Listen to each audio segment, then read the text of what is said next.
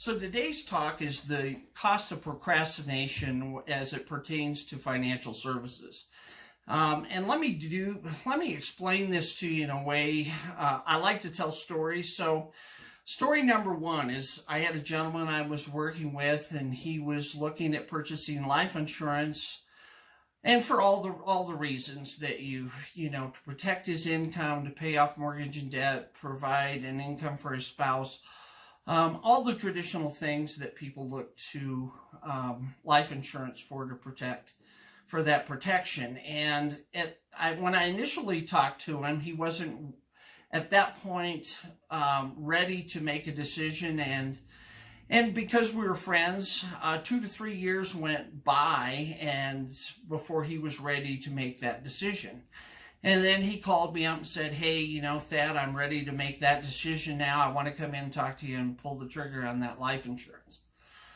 And at that point, I said, well, I have to rerun the figures because you're older now. And he was amazed that it cost him more because obviously he was older. So in his circumstances, the reality was that 2 to 3 years that he waited, and I think it was closer to 3 years, really did cost him 15%. Conversely, not only did it cost him more, it cost him more each and every year. So for him, that 15% increase was not just for the initial premium, but it was for that premium in successive years.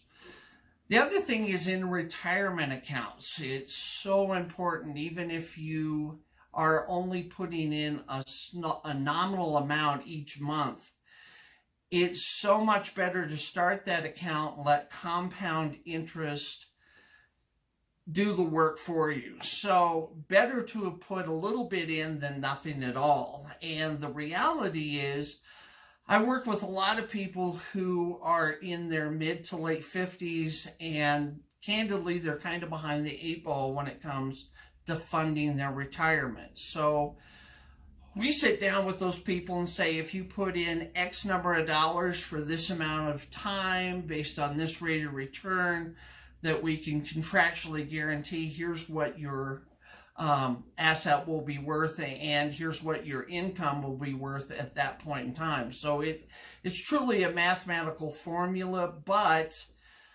I have people who are amazed that how much money they have to put in to get the benefit that they want to have that monthly income for the rest of your life. And again, had those very same people started their planning earlier, it would have taken far less. So when I'm asked when is the best time to purchase a financial services product, candidly, the answer is today. If you can afford it, work within your budget so that you can have something that is affordable. But the more you put in when you're younger, the less you have to put in later, and the bigger the benefit you're going to get. So don't hesitate.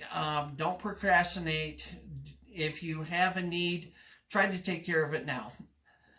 Thanks.